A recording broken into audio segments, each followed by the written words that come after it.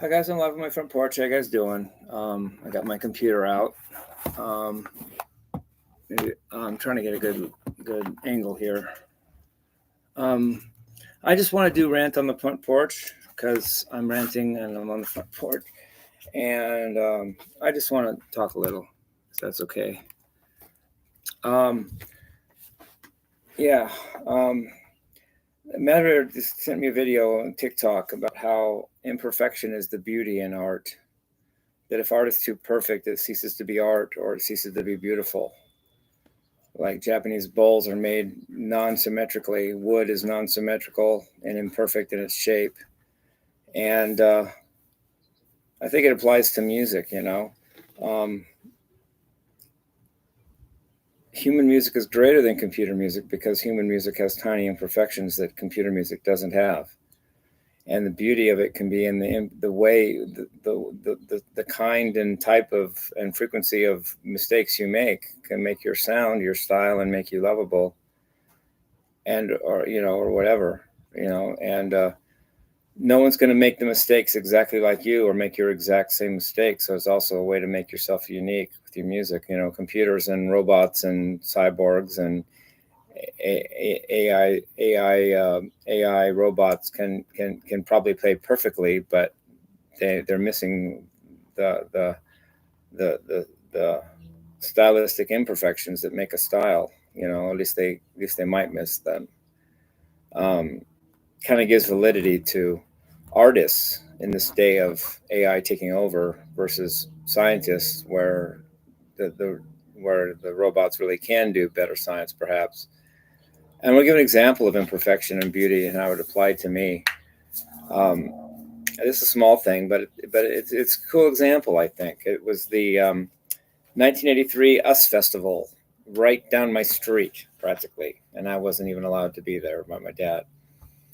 But Van Halen was doing, and the 1983 US Festival, they were doing uh,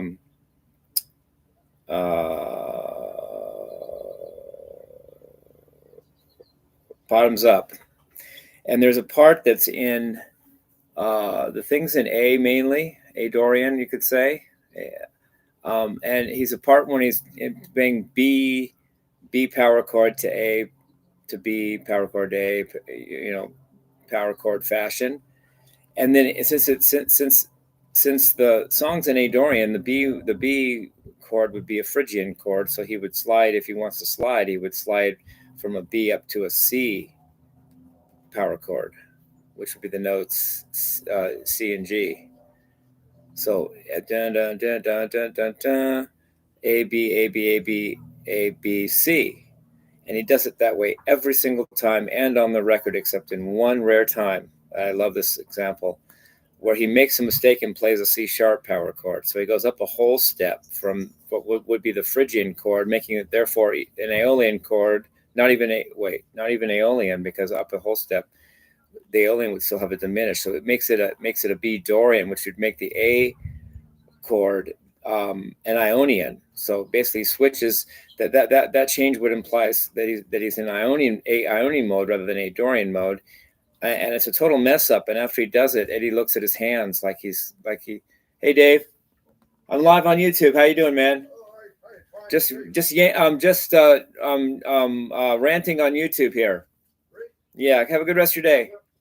So anyway, that slight mistake where he accidentally plays a C sharp power chord instead of a C is really cool. And he looks down at his guitar, and the only thing he probably is thinking, "Oh shoot, I messed up." Or maybe he likes it, but I've actually once in a while I play that actual as part of the song now. As actual, it was a mistake when Eddie did it, but I like that sound, and I like to throw it in every once in a while, just because I like it.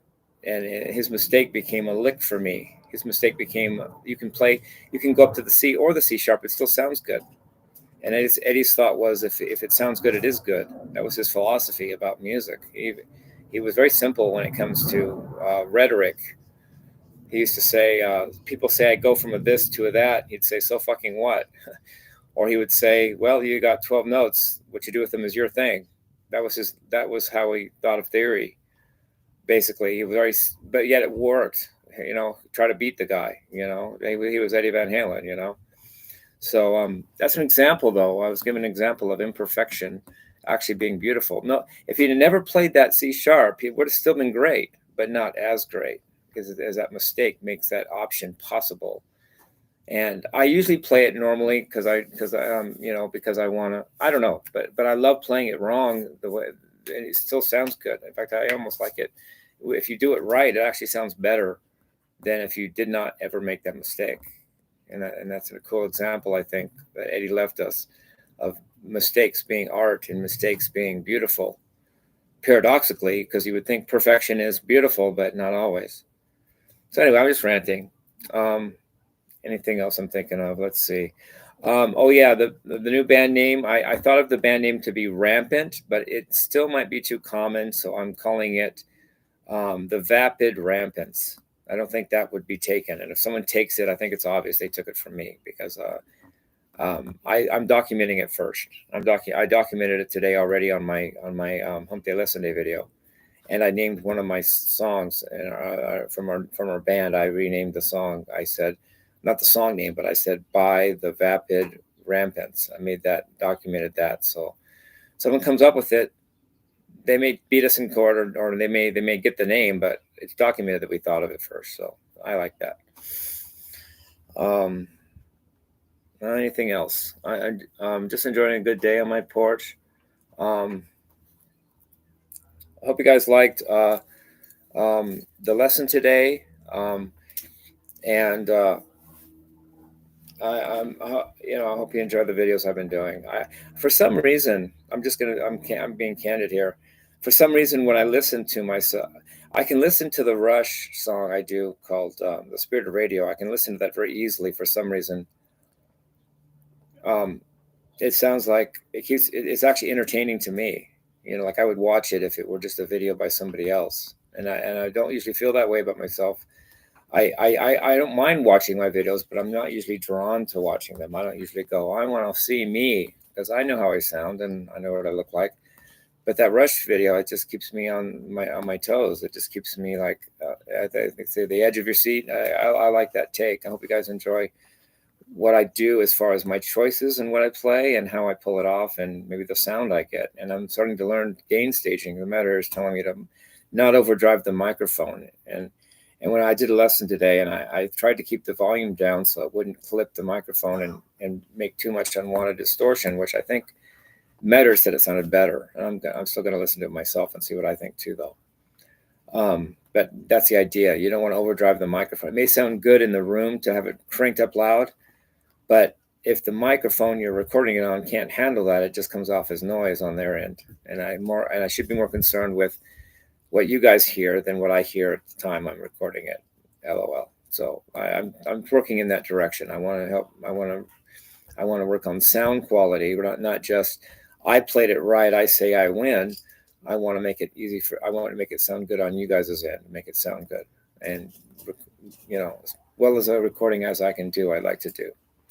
So did I have anything else to talk about? Anything else? And I've put this on video before. I have 3 unique discoveries in math, but every time I've recorded them, it's been on my phone, and I think that didn't do it justice. So I'm going to do a retake of Weismann's theorem, Weismann's formula, and Weismann's identity. Those are the 3 unique ideas I have in math and thought, and do a video with that soon, where you can see it clearly, because I don't think it'll glitch on my computer, which I still can't load YouTube on my phone because it's just flipped out. It's not updating itself right. It's just, I can't do YouTube on my phone. But on the positive side, it sounds better when I record on the computer anyway, and it's really not that hard to do. You just have to log into your computer. What's the difference, right? So anyway, I'm just rambling. This is a book I'm reading called the Quadriium. It's 4 of the 7 liberal arts. It is arithmetic, which is number; geometry, which is number in space; music, which is number in time; and cosmology, which is number in time and space. Hence 4 studies, therefore Quadriium. I have a friend that wants to borrow this from me. I'm going to let her borrow it, maybe even have it, but at least borrow it, as soon as I'm done reading it, and I'm still like 2/3 of the way through, so I'm trying to work on that. I try to read this every once in a while. And I've got another book here. This is out on my front porch, so if anybody's a porch pirate, you know what you're getting if you come on board. Hello, LOL. This is called Everything You Need to Know, but have never been told, by David Icke. He's one of the premier conspiracy theorists in the world, and I really respect him. And I have like several of his books. I've read a few of them. I've read one even cover to cover twice, I think. I really like his writing. He was doing conspiracy theories in 1990, which is 30 years ago or 35 years ago, and everybody laughed him out of the room. And now it turns out he was right. And this is the Pocket Thick Net Hang. He's a Buddhist monk, and it's just got wisdom in it. You know, I carry it with me on my walk sometimes and just read a page here and there. How to live, how to breathe, how to, you know, and then I've got the Law of Attraction, the Manifestation Journal. I'm a big fan of Barnes and Noble. I have a membership with them. To me, they're the new college. I mean, there used to be going to college. Now you just go to Barnes and Noble and pick the book you want to read. I mean, it's just like a college to me. I really respect Barnes and Noble. I like them. And I still have my incense, which something tells me to do this. I mean, come on, what am I, a stick in the mud? I'm going to light my incense. This is, in fact, I'll do the stick, even though the other kind that you have a little cone is actually the kind that Fume wanted me to smoke or to light. Is there a difference? Which is something hits, super hits. Is that what it's called? Super hits.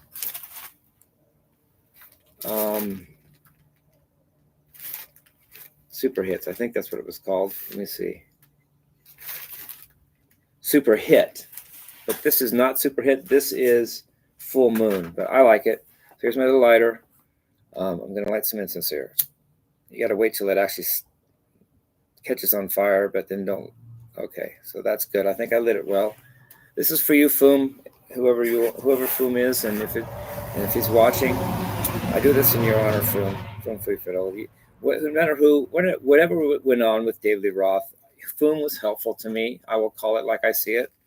He was helpful, and he helped me breathe and relax, and he was helpful to me, whether David Lee Roth was really David Lee Roth or not, or whoever, whatever. Maybe everybody was yanking my chain, but I still learned from Fume. So thank you. This is in your honor, Fume. That's for you. Which I still have it on my front porch. And it's about Fume and all that, and about David Lee Roth and all that. I have a policy now. I don't answer private numbers. Right now, Warren DeMartini of Rad is emailing me, but he calls me on private.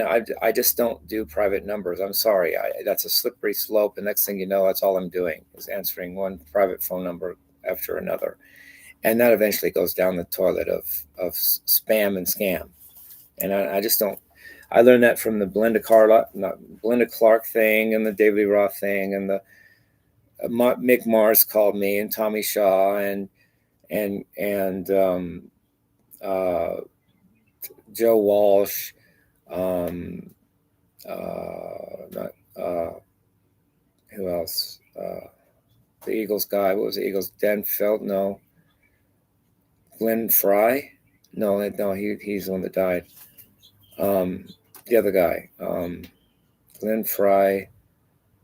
I don't know my Eagles that well, do I? Glenn Fry. He was not. Anyway, the guy from the Eagles, Glenn Fry. Dan.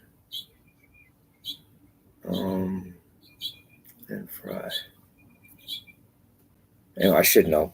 Anyway, all these people were calling me, and they have the advantage from the get-go, because if they're scammers, I have no way of knowing that. They could be calling. They could be anybody.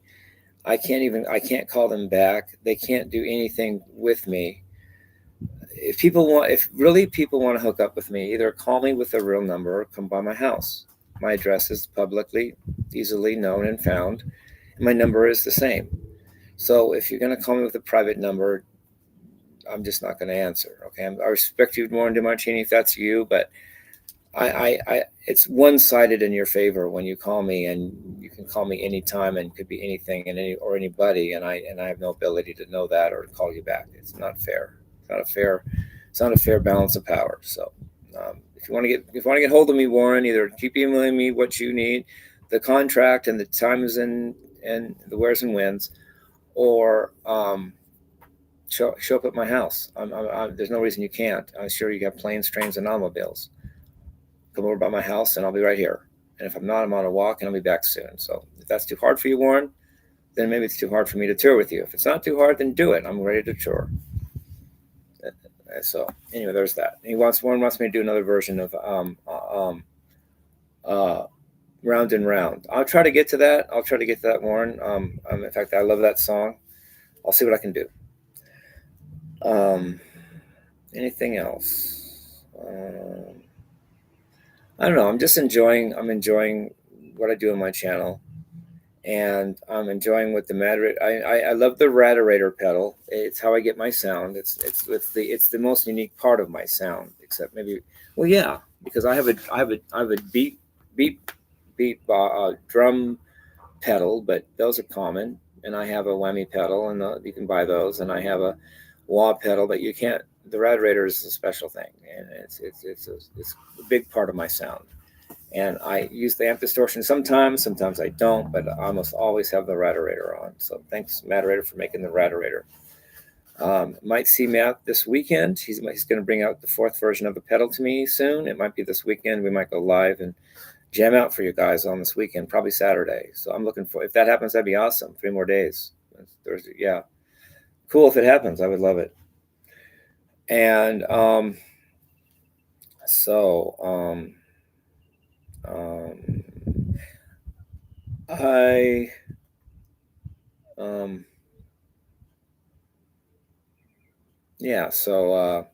said a few things. Let me think if there's anything else I want to say. I just want to say once more again, I really love you guys in my community that say hi to me and honk at me and say Shirtless Guy and Jimmie. I really like that. Thank you so much. I really appreciate that. And as far as my channel goes, I'm only, it sounds like a lot, but it's not that many. I'm only 117,000 views short of 5 million views. I'll have 5 million views when I get another 117,000. That's cool. I like that. And but at the end of the day, let me just say a few things on the other side of, or another side of that thought. I was playing guitar 40 years before I started this channel, and I do it because I do it for the music first. I do it because I mean it and I feel it and I believe it first. I love when I get to do a channel about it, though. That's icing on the cake. In fact, I just got paid from YouTube. I got paid 2 days ago. Wait, I got paid. This is Wednesday. I think 2 days ago, I got paid $121. No, something like that. I think it was 121. I have it somewhere. Anyway, the other day, 1 or 2 days ago, I got paid $121 from YouTube, and I really appreciate you, YouTube. Say that fast a lot of times. For making me part of the YouTube partner program and supporting me with that. It actually, to me, that $121 or however much it was, 118, 121, it actually did. I still have a negative balance in my bank account, but it was less than it was before that. So it helps me, believe it or not. I get paid. I still have a negative balance in there, but it's less than it was or would have been without it. Without that pay, and I'm looking forward to doing more songs for you guys. I'm writing a new song. I'll be transparent here. I mean, that's what I say I am, right? I'm writing a song called Slip, SLIP, and one of the lyrics is, "She gave me lip, but I gave her the slip." That's what I've got. I'm working on it. I might do I was watching Point Break recently, and they play "If 6 Was 9" by the Jimi Hendrix Experience in that movie, and I really love that song. I might do that tonight. but there's so many songs to do. You know, I love so much music that there is. And I hope you enjoyed the lesson today. I hope you learned, especially all of it, the blues and the Steve Vai licks. It's all like, I'm very picky with what I discuss, and I'm very picky that I discuss it correctly the best I can do. And if I make a mistake, I don't just let it go into the ether. I explain it on my next video or something to that effect.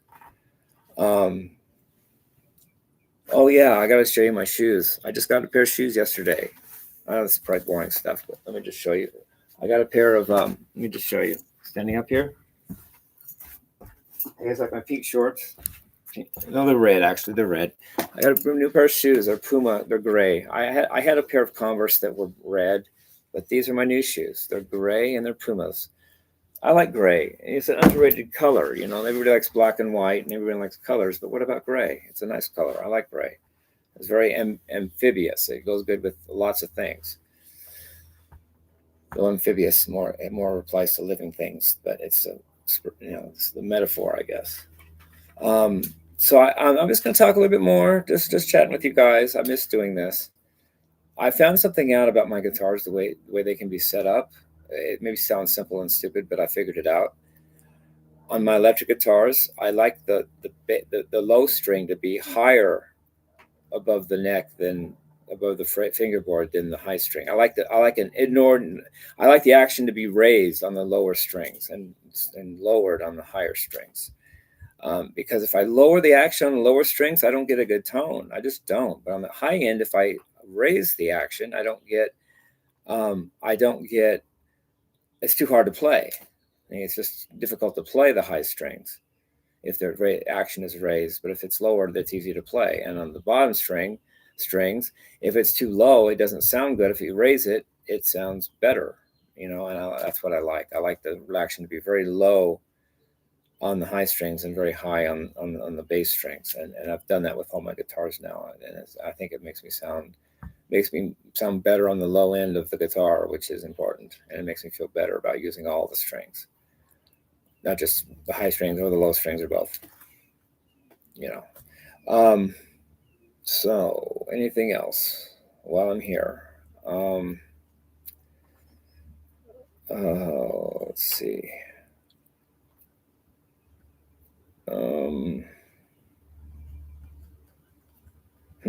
Anyway, I'm just, I really do, I really do practice what I preach by, I lead by example if I lead at all, and I follow my own lead. I follow my example, and I'm just really blessed that some people might get something out of what I do.